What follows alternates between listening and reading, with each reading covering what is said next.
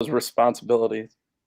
It's true, and we're live, and Mike's talking about how all the responsibilities that come with being a married man make it sometimes tough to also be a Mets podcasting man. And that's what we are. We're here to do a Mets podcast. And as I chat, I'm going to actually try to refresh the page and copy the link to the video and put it in the Twitter. You can follow me on Twitter at Jamadrop. That's JAMADROP. You can follow the Daily Stache at Daily Stache, and that's dailystache.net for all the content. That is correct. So I didn't even have to look at my notes on that one. I'm getting better. I'm getting advanced here as we go through with episode 6 of Flippin the Mike, and the Mets now on the official. And Mike, I guess the way I look at it is like it's kind of like this. I had to drink, or I'm drinking tonight, white wine because we're out of red wine, and not my preference, not really my preferred choice. So you might even say, especially because it's Chardonnay, I have a little bit of a bad taste in my mouth, and that's kind of how I feel about this opening series for the Mets. You know what I mean? And I have a main theme that I kind of pull out of it, and it actually goes back to the opener, and how you only have a little bit more leeway when it comes to this whole like continued like wasting DeGrom starts thing. It's not the kind of thing that you can get away with over the long haul if you want to make the playoffs. So we can go into that. We can get into the whole thing with the bullpen. We can discuss the fact that the bats aren't clicking. I've got thoughts about the whole delayed opening series to begin with, which happened since the last time we podcast. So anyway, Mr. Mike Ganci, your thoughts on the opening 3 games for those Metropolitans? Deep breath, everybody. It's a long haul. You have every right to be annoyed. I'm not telling anybody how to feel. But at the same time, the Mets don't have their full deck of cards. And I think we underestimated how big of an impact not having Seth Lugo would be. They talked about it during the broadcast today about how everybody has to take a step forward. And you know what? That's all sports, next man up. But Lugo throwing his 2 innings, Trevor May wasn't signed to be the 8th inning guy. He was signed to be 6-7 with Loop, and now being thrown into, I don't know about you, but before he hit Bryce Harper, I just knew that wasn't going to go. I'm like, is Aaron Loop the guy that is he? He's not Pedro Feliciano type. He's not that Justin Wilson had a lot, which I still don't get why they didn't re-sign him. But, when Loop came in, that's a real tough spot to ask a guy to make his team debut. And May, I love what May said after the first game, and he had a little bit of a rough outing the second game too, although he got out of it. He said, "Steve, I really don't want to be talking to you," to Steve Gelbs. That means I didn't do my job. So, honestly, of the bullpen, Betances was kind of all over the place tonight. You expect that. I thought Familia pitched a pretty tough luck. Overall, I thought he looked pretty good, which he gave up a chopper and a bloop over first. This guy still has no idea where the ball is going when he throws it. It's like scary to watch this guy pitch. I understand that in terms of the hierarchy in the bullpen right now, the thought is his stuff still plays. Yeah. And from what we can see, that's pretty much true. But again, I still find the guy just so befuddling to watch when he pitches, because it's just like, what happened to this guy? Well, as Familia, as what do they Forrest Gump say? Familia is like a box of chocolates. You never know what you're gonna get. It's true. He's really remarkable in that respect. And look, going back to the whole May thing, I feel like I was sold the notion that he was that setup guy type dude, that he was the 8th inning guy that you were bringing in because you thought maybe at that point Lugo was going to be in the starting rotation. Now, of course, I also think how Lugo works. He comes in and he works the 7th and the 8th, so he's not available the next day. May is supposed to be that guy to fill that spot. That's okay. The way I understood it. So, okay. Yeah, I'm not saying that May was out of turn. I thought Rojas, except for taking Jacob deGrom out, one pitch less than he took David Peterson out, which is amazing to me. I mean, just because DeGrom hadn't pitched in 10 days, how long had it been since Peterson pitched? So, I mean, like, you can't hope those guys on even footing. I mean, DeGrom is DeGrom. And I know I'm kind of spilling into the topic of the week. No, I don't know if you got a chance to see Don LaGreca's rant. It was perfect. I did, and actually, I wish I had Don LaGreca's ability to kind of like cage his rage as well as he does, because like for me, it's one way or the other. You know what I mean? It's either me just sort of like getting extremely frustrated and kind of sickened, as a matter of fact, watching the game on like opening night where they're blowing that. And again, to go back to the notion of May, I just want to see some guys who come in as purported bullpen stalwarts and just throw strikes. Just throw strikes. That's all I want to see you do. You throw 95, 96 or whatever it is. I saw him hit 97. His slider looks pretty good. Just throw strikes. I mean, the same game, I saw the bullpen for the Phillies have to hit the box score in like the fifth inning or something like that. They weren't doing anything spectacular, but they weren't walking guys. Now, the next night when the Phillies did lose and when the Mets actually were able to put it on them a little bit, their bullpen got them in trouble with walks and stuff like that. But it's not rocket science. No. That's why when I see a guy like May come in and I'm just like saying to myself, okay, long season. The guy had a 3.5 ERA last year, so don't go crazy. It's not like he doesn't allow guys to cross the plate, but I wasn't impressed with what I saw out of his kind of approach or demeanor. And then when I saw, and again, this is where I go off the rails a little bit, and I understand that you can try to corral me. When I saw this, he's a video game and he's a Twitch guy, he's got businesses. I'm like, can we just get a guy who just throws strikes and gets guys out in the seventh inning or whatever it may be? Are you getting the Trevor Bauer reliever type? I don't want anything interesting. You know what I mean? Like even the fact that like he had like the stand-up moment with the press, it's like, all right, good. That's cool. I'm happy about that. But I just wanted a simple guy. I thought we were getting a Minnesota Twins guy who throws strikes and just, like can get you through an inning pretty easily, because even if he puts it on the skid somewhere, somebody might catch it. I'm not going to walk guys and put myself in trouble on opening day when my stud was out there throwing 100, pouring gas over the whole game. Now, to your point, Rojas, who, again, I have in my notes here, and we don't have to get to everything, but I have in my notes that I wanted, and I wrote this down on March 30th, okay? I feel like this is so true when it comes to the bullpen and just the team and running everything and all this kind of thing. I want a little more Alou, a little less Rojas. I want to see a little more of his dad in him. So far, I'm not seeing anything special in the way that he manages a game. To your point, really, why did he have to pull DeGrom there? Now, no, I just don't get it. I did notice an Alou moment, which I actually supported. I think I'm in the minority. Game 2, the game they happened to win, when he left Castro in to face Harper. I agreed with that.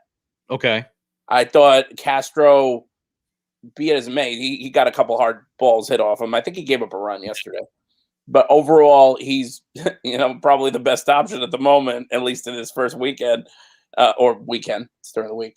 But at least in his first week, he, I thought riding with him was the right move. And I think that goes against the book. And I think that was – and it worked out. I think Harper flew out to left center. And, I think with DeGrom, 77 pitches, and we've talked about LaGreca. He put it perfectly. I'm starting to fall out of love with the game, I believe was his line. Because, listen, it's not the same game as it was when Seaver was pitching and going back many years ago like that. And people would pitch both ends of a doubleheader or anything like that. But is it too much to ask for 90 to 100 pitches? DeGrom had just thrown an absolute, lightning quick sixth inning. He was through it and rolling. And just because you have something written on a piece of paper if this happens in this moment and the score is this, you stick to it. That's a load of crap. Look, that's why I think the way I look at it, until proven otherwise, right? Until I actually hear Sandy Alderson or Steve Cohen come out and say, we're the ones that are calling all the shots here. This is a Brody Van Wagenen situation. We're texting him what to do. The lineup card gets in his email every morning, and that's all there is to it. If that's true or whatever, then it's a different consideration. But with everything that's kind of like just going on, and I feel like, again, like, you know, you're in the best shape of your life. I liked all the quotes and stuff from Rojas. I did last year too. But I'm just not seeing it so far. You know what I mean? Like, I'm just not seeing it. There's no way that, to Don LaGreca's point, to the point that you're making, to the point that I'm sort of pretty much numb to almost at this point, a good manager lets his ace cook a little bit more there. Of course. And deals with the fallout after the fact. What's it going to be? Sandy Alderson saying, come on, Louis, we said we weren't going to push him past 75. You know what, Sandy? The season started now. I got to go with what I got to go with. You know what? I don't know. I'm imagining what might go on behind closed doors or something like that. I really don't know. But if it's totally his call, that's almost even worse, because it's like, what are we doing here? You know what I mean? And I understand there's a lot of consideration and a lot of trepidation about they didn't throw that many innings last year. I think the SNY crew even made reference to it with DeGrom. They said, how many innings did they throw last year? 60-something, I believe, the highest. I think the highest guy in the majors threw like in the low 80s. So DeGrom threw like 67, 68 innings last year. Obviously, that's a tiny, tiny number. I understand there's going to be consideration and trepidation because people say, what's going to happen now if they go up to 180 or something like that, or more. But I just think that there's so much about, you know, baseball now that's counterintuitive, right?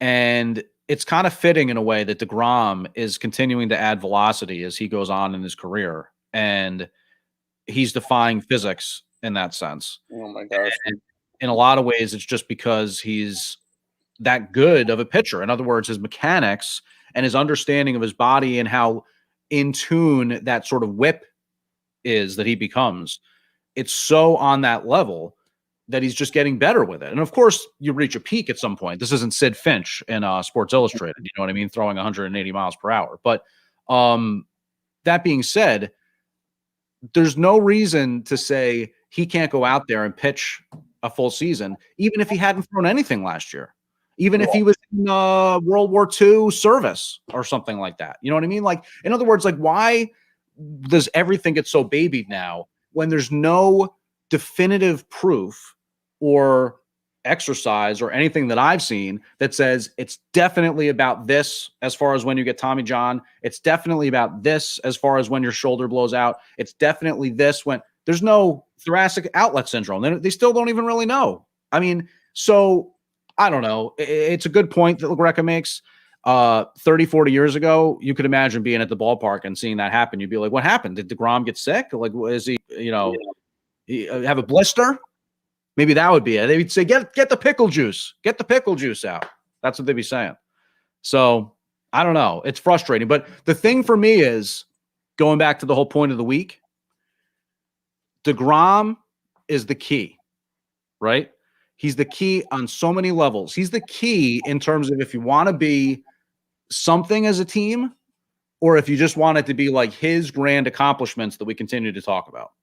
If you really want to be something as a team, you basically have to go like 25-5 over the course of his starts. You have to have like a 25-5 record when it comes to DeGrom. That's not realistic. I honestly, no, I don't. I think a lot. First of all, I know this is now that the season started and we have the old James Flippin back. That's doom and gloom right away. 500 the rest of the way, 500 the rest of the way, 25-5 with DeGrom. That gets you to 90 wins. All right, playoffs. There we go. But let's look at. I know losing 2 out of 3. There's not a lot of good that comes out of it. Let's I look got at a bad some good. taste in my mouth. Well, there is some good. Okay, Marcus Stroman was very good. That's true. Jacob deGrom was great. I mean, you can't. I mean, he should have pitched 7 innings. Let's say he threw another 10-pitch inning. I would have been fine with taking him out after 7 innings. Mm-hmm. That would have been fine with me. Hold on. So wait, let's see. Let's do this, okay?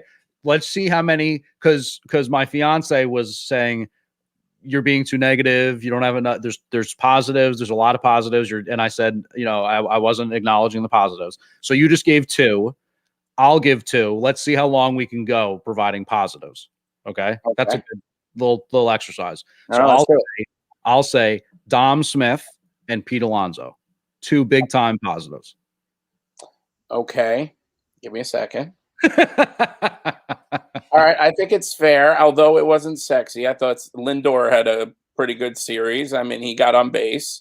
So Lindor, and I'm going to go from today, Joey Lucchesi. Okay, Joey Lucchesi. Yes. He's the only reliever for this year that has not given up a run so far in any appearance. That's quite a damning stat for a series. And guess what? If the Mets freaking hit with runners in scoring position today, that could have been a 10-8 win. Right. It could have been. Yeah. Michael Conforto alone killed them. And that's what you have to do at Citizens Bank Park. Who killed them? Because, again, I was following the game on Gamecast. I was working, so I didn't really see. Conforto, I believe, and don't hold a gun to my head, left at least 8 or 9 guys on base by himself. Okay. So thank you for reminding me of this. Okay. You want to talk about the old James Flippin? I'm just saying, and I texted with my brother about this. He was the first one. Actually, you know what? I'm gonna bring up the. We're going to the videotape. Yeah. Or the. We're gonna. So he said that was an at bat where Conforto had a chance to prove his value in his contract year, and he failed to deliver. I'm taking note of that. He's not overreactionary. He's just saying that like all of this starts to come into focus now because it is his contract year. You know what I mean? Like all that starts to come into focus. I think every year, and I'm not going to divert off topic. Each guy, I'd say each player in the lineup has a good 20 to 30 at bats that are like could change a game, could either bring a team back. And I thought he had 2 tonight. And here's the thing with Conforto. I don't even need to look at my notes with this. This is basically just the way I feel about him. I love Conforto. But, as far as like what he did last year, for example, we've seen him do that type of thing over a small sample size before. And then there's other times when he's just not clicking. And over the course of a 162 game season, it tends to sort of more even out to like, I don't know, what would you say? A 250, 260 hitter, something like that with some pop, and again, he's a corner outfielder. He's not a center fielder. He's played left-handed. Left-handed helps him. He's a left-handed hitter, which, is nice. He faced a lot of righties, especially his starting pitching. So, that's obviously going to be a positive. But I'm just saying, like, he's not a guy that, like, when I see all these people on Twitter that say, oh, come on, we got to get this done. Conforto, why are we extended him? All this kind of thing. I'm like, okay, I don't know. You know what I mean? Like, he's not the guy. I'd rather, and I understand he's not as close to free agency, but I'd rather re-sign Dom Smith. He's after next year. So he's not as is Nimmo. I might rather re-sign Nimmo, to be honest with you. I would have that. Positives. Nimmo and McNeil hit the ball on the screws. I was going to complain about the fact that he didn't start today, but VR had like a couple of hits. I know. So I guess and VR also in his first 2 at bats was one of those guys that left some runners on. He struck out with the bases loaded, and then he got 3 hits with 2 outs and nobody on. Yeah. So there you go. I mean, I'm not going to complain about a guy getting 3 hits. I mean, I'm not going to. Why did they sit McNeil though? A day off. A day off. It's game 3 of the season. I know. JD Davis had another round of X-rays today that were negative, so I don't know if he's going to end up going on the IL. We'll see, just as a precaution. I mean, if they get into this thing where they waste a roster spot on a guy and he's going to be out 5 days, just give him the extra few and get a player up. So you're saying they may have, out of concern that they, somehow lose both McNeil and J.D. Davis or something. No, I don't think there was an injury concern with McNeil. I think they just gave him a true day off. And I think what they said is they wanted to get VR at bats. And I'm like, I'm sorry, that's not how this works. He's a backup. But why are you giving a guy? I don't understand why you're giving a guy a day off. So I mean, like, here's the thing. Maybe I'm not on the same page as like other. Again, we just talked about how there's a little bit of a difference of opinion when it comes to like Conforto, maybe within the fan base or something like that. Sure. I see a guy like McNeil as somebody who should basically play, I don't even know, like 150 games, if not, you know what I mean? Like, why is he getting a day off in game 3 of the season against one of the Phillies' best pitchers? I don't know. And you know what? I'm going to give you a guy who I have not been impressed with early on. And his first big contract after a breakout year, James McCann's had a rough series. That throw by Guillorme, which is an error on Guillorme, Rhys Hoskins was running. Guillorme, you know what? It was his fault. The throw was not perfect. We're not used to that. He also made another error today on a throw. So he's human. But anyway, the throw hit off McCann's glove. My notion has always been, with most of the time, it touches your glove, you should catch it. Yeah. If he steps off the plate, forget the double play because there's one out at the time. Get the out. So step off the plate, get the ball. And Keith made a good point about he wasn't postured right on the play, that he was straight up as opposed to like leaning out like a first baseman. And then, my God, you talk about when the new pitchers come in. Keith brings up, and Ron brought up, I'm sorry, watch out for the first pitch. With a new pitcher coming in, Real Muto loves to jump on the first pitch. Sure enough, Jacob Barnes throws a ball down the pipe. Real Muto puts it over the right field wall for a 3-run homer, which effectively ended this game today. Because you know what? At 4-1, 5-1, the bullpen, you don't know.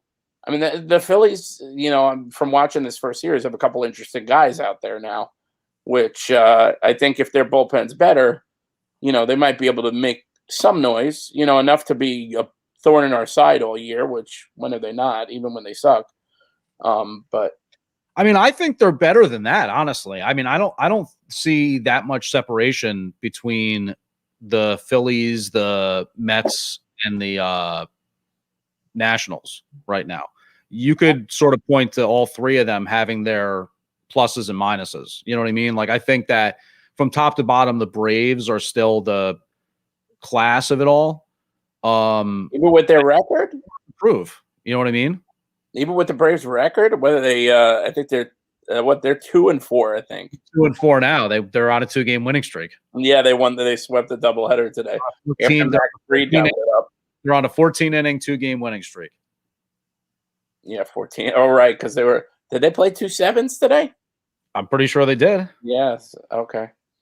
That's so weird, that whole thing. I guess it's an absolute. It's one thing I do love that the Mets are doing more of.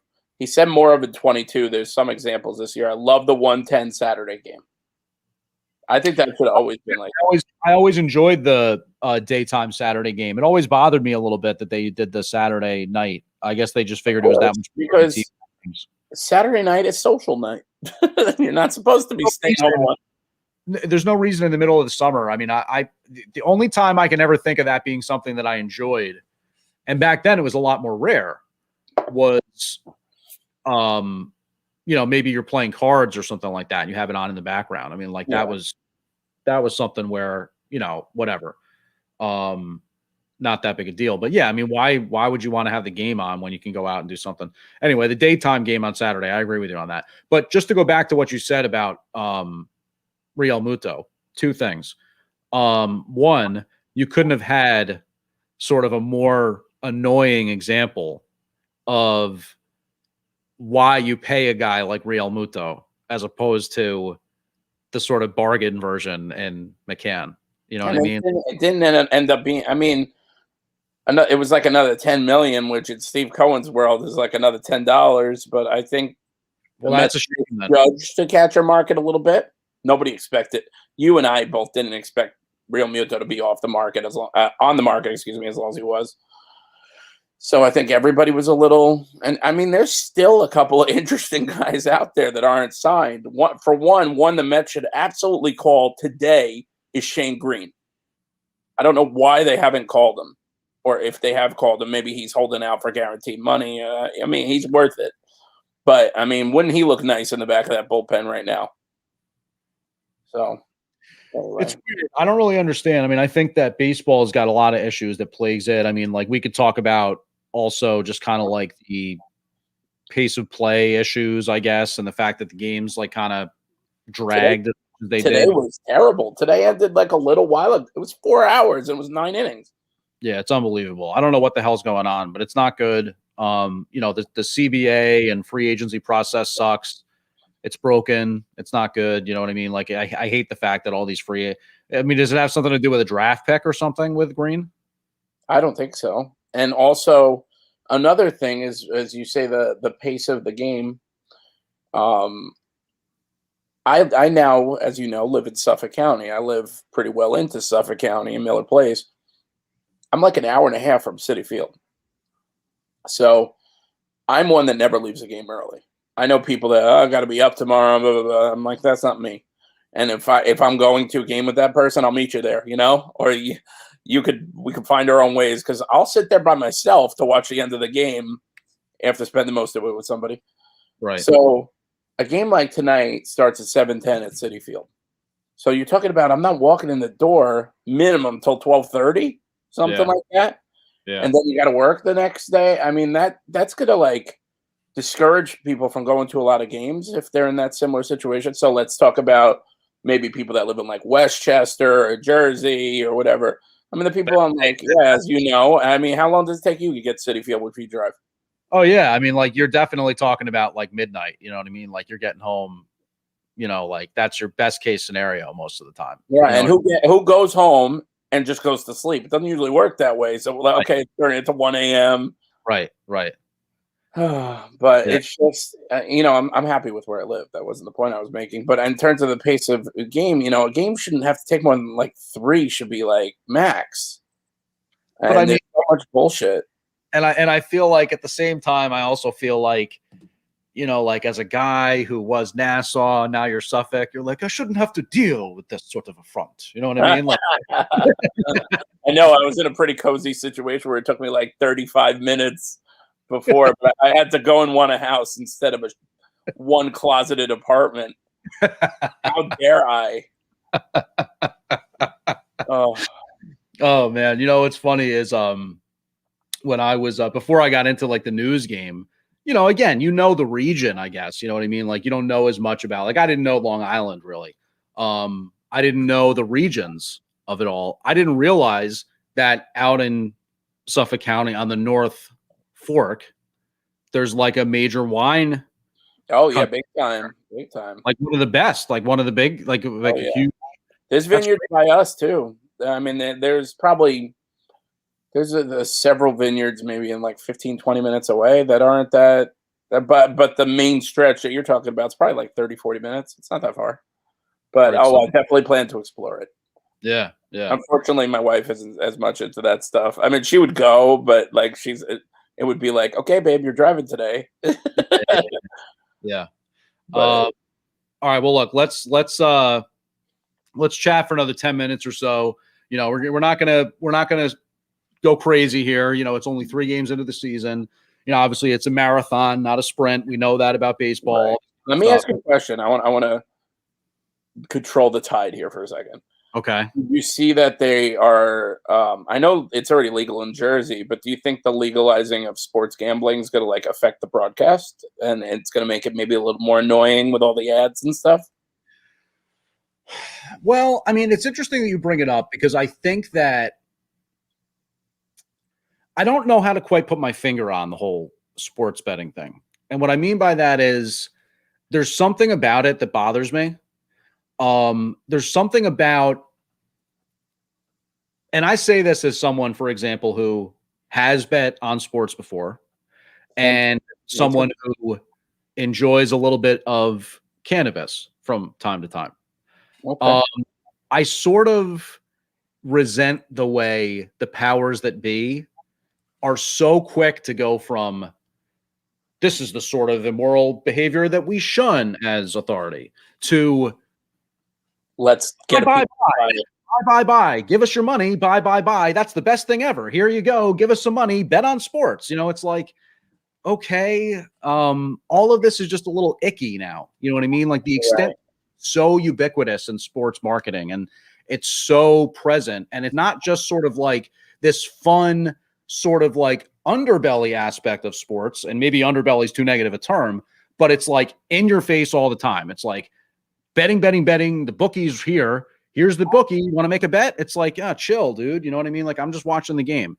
It is a little bit much, I would say. It's a little bit in your face. I mean, you can't go anywhere without hearing about the DraftKings and stuff like that. I mean, again, I think MSG goes in those like small windows while guys like standing on the foul line, and you gotta, if you want to bet on the Knicks going overtime, quick before your time runs out. Right. And you know what? In my point of view, you said as a recreational gambler once in a while on sports and occasional user of cannabis, I haven't used cannabis a very long time. Not that I have any problem. I have plenty of friends that do. But I also have family members that are former big time Gamblers Anonymous members, and I have friends who are the right. same. And people are going to be sitting home with just themselves and their phone, and the people that what's preventing them from going off the edge now is now no longer going to be an obstacle. So I'm scared for those people. And for, you know what? And that, in all transparency, he'd probably be mad at me for saying it, but my father is the person that had the issues, and he's 30 years clean, helps people now, helps people get over it. He's inspirational. And it's because my mom made him quit or said, or else, and people need support like that. Yeah. But I have that in me in terms of that like compulsion. Like I like to play fantasy sports, stuff like that. Yeah. And if I'm sitting here on a night where my wife's out or something like that, and the Knicks are playing, I'm like, oh, let's make this more interesting. I once went to the Garden, and the Knicks were playing. I feel like it was. Oh, I went to see Porzingis. I think it was the first game against the Mavericks when he was on the Mavericks. Okay. And there was my friend had a guy, and I went in. I threw $100 down because the Knicks were terrible. And I actually bet on the Mavericks. I was like, easy money. The Knicks had this epic comeback, and I didn't enjoy it as much because I lost money. But, like, how crappy is that to bet against your own team? Yeah. Well, no, look, it's true. I mean, I think that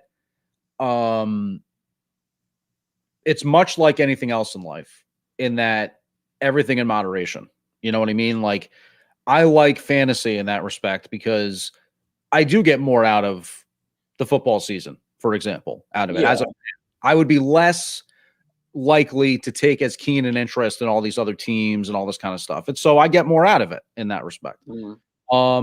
The individual betting on games, the parlays, all that kind of stuff. I don't know. You know what I mean? Like sometimes it's fun. Sometimes it's more added stress where it's like, why did I do that? I don't even understand half that stuff in terms of parlays and all that. I'd be more into, okay, here's bet $20 on this basketball game. Okay, watch it at the end. That would be enough for me. I've never actually bet any of the parlays where it's like the different teams that are weaved together, but I like those prop bet ones on NFL Sunday where if I'm going to watch like the Saints play the Vikings, for example, or something like that, they'll say, okay. And I'm thinking back to, I know where you're going with this.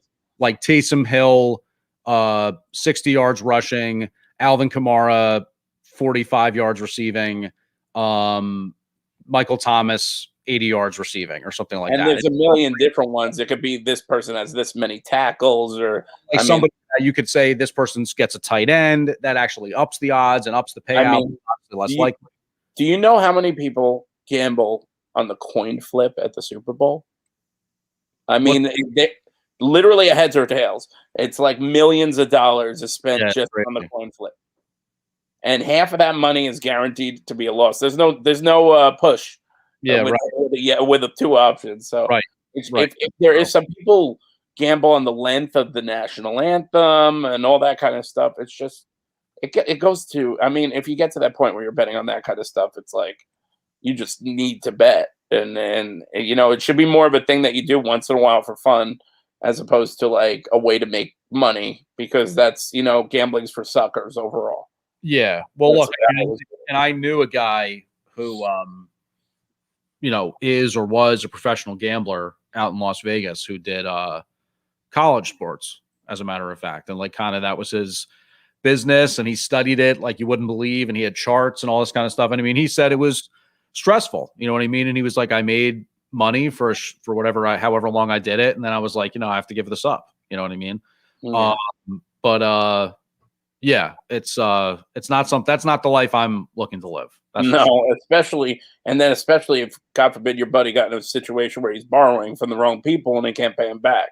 Right. Then you get in a situation where, you get people knocking on your door that you don't want to knock on your door. And that's still like very much, it's like there are people like that still. Yeah. And they very well may have a vowel at the end of their name. They may even be named Michael. And they're not as friendly as you are. That's all there is to it. They're just not as friendly as you are. Very, very true. Okay. I have to go collect. I'll talk to you later. No. Oh, man. All right. Look, so we're almost out of time. I thought this was great. You already mentioned a couple of things here. Things I see on Twitter. This is how I thought we would just end things up today. Things I see on Twitter. One is Ricky Diffendale saying, Gary asking Ron the same question I was just asking myself. Why does the Mets booth know more about Real Muto jumping on a reliever than the Mets coaching staff? As I brought this up earlier, Jacob Barnes. And it wasn't even, I mean, I don't know how much game you watched tonight. I saw that on the Gamecast. Like I saw where he had home run, and I was like, all right. Basically, they have all this analytics for every situation, every player, no matter who's coming. But basically, the point Ron was making was from this 3-game series, you could see how Real Muto was approaching each at bat. And when there was a new pitcher, how a new pitcher wants to. I remember from Little League when I wanted to come in, the first thing you want to do is throw a ball down the middle just to get yourself going. Right. So now, somebody like DeGrom notices himself. He doesn't need to get coached on something like that. Like, he'll notice that. But the Mets have one player that's DeGrom, and nobody else is as elite a thinker. And I think that might include the coaching staff and management. Mm-hmm. So, I mean, they have to be wary of habits and stuff mid-series, not just from a book you wrote before the season started, because baseball's a game that evolves. You can't just read out of a book and this is how you win. If there was a precise, perfect formula, everybody would be doing it. Everybody be winning and nobody be losing. And that doesn't work because somebody's got to win, somebody's got to lose. So it's just, at the end of the day, all the advanced analytics and stuff, you still got to be able to have a pair of balls and make decisions with your gut and pay attention to what's happening and be able to change on the fly. So I hope this was just now the Real Muto thing, the DeGrom thing, it wasn't the coaching staff's best showing. I know they're new, their first full season, okay, but don't do this all year. Don't handle with kid gloves and with a book. Be able to, your last name's Rojas, but you're from the Alus. That comes with some respect. So more again, less Rojas, more Alu. Yes, but guess what? Just because you are an Alu doesn't mean you have my respect yet. And especially because as Mets fans, and this is not even really his fault, he's already on thin ice with the last name Rojas. So, because of Mel or Cookie? Well, see, that's actually that's a very good point, because that's not fair, is it? I got to give plenty of, deference to Cookie.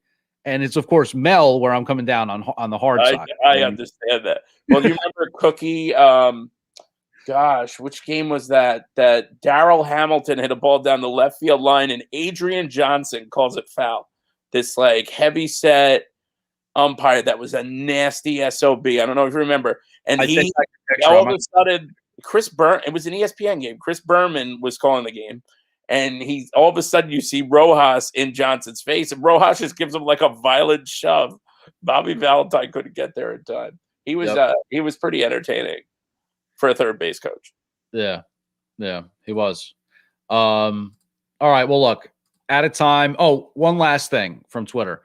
Kara Jeffrey at Kara Jeffrey said, I haven't been able to trust a Mets bullpen since Dwayner Sanchez got in the taxi cab accident. Whoa. Very true.